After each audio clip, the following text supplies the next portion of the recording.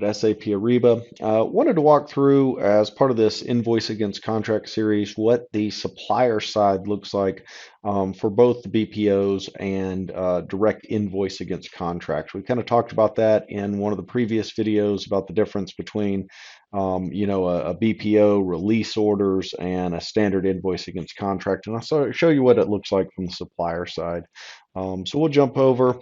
So this is actually my contracts. I'm going to jump over to the supplier network. So I've logged in as a supplier here. I'm going to search. Actually, I'm going to create just a contract invoice. I'm not actually going to search for orders here. So I'm going to go create a contract-based invoice. First off, if they have multiple customers, such as yourselves, right, they'll select the customer. If they have multiple, sites or ERP systems, they'll need to select that. At this point, I'm going to go ahead and select a contract. In this case, I've used this contract a couple of times. It's very similar to the ones we've used in other examples. And so we'll set that up. We'll create the invoice date for today, all the basic things that you would need when creating an invoice here. Enter that information in, and it actually punches you into the customer site, right? So once this generates, you've got all the header level tags and additional fields. You'll go to add additional items down here, and that's going to populate the items that are actually on this contract, right? And it's obviously a little bit different than the demo, but it's very similar that I've got some project leads as well as an annual maintenance fee. So they simply add this to the invoice and then submit the invoice. You'll notice that again, they may have different items. So it may be, an annual software maintenance, some IT resources that they'll bill separately, and then like travel and expense. They'll have access to all of those items that they can add.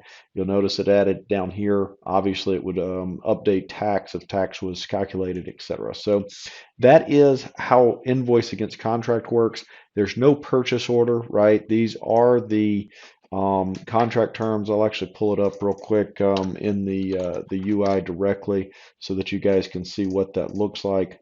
But there is no real purchase order per se.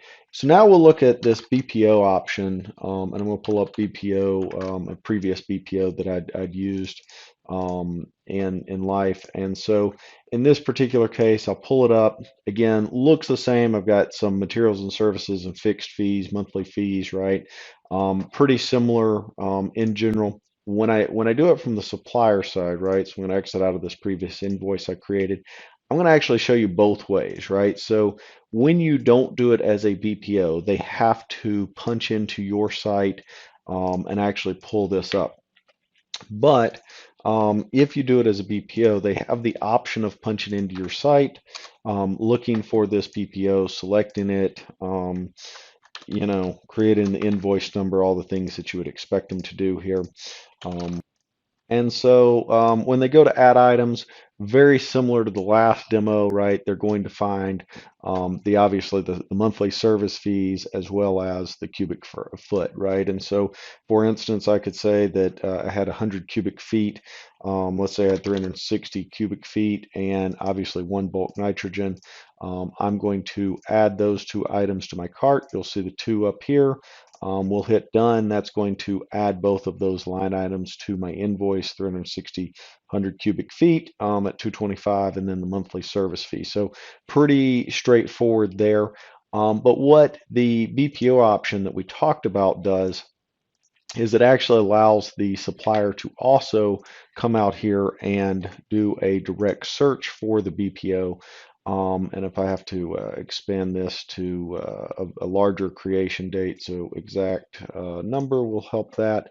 I can actually go and create an invoice, a standard invoice here, without having to go to that punch in. And so I'm going to select the items that I want to actually invoice. In this particular case, this is a monthly service fee, so I'm just going to do a quantity of one. You'll notice it actually has the breakout there of what's going to be invoiced versus what's not. Then I've got the actual cubic feet, so we'll add that, create that line item as well.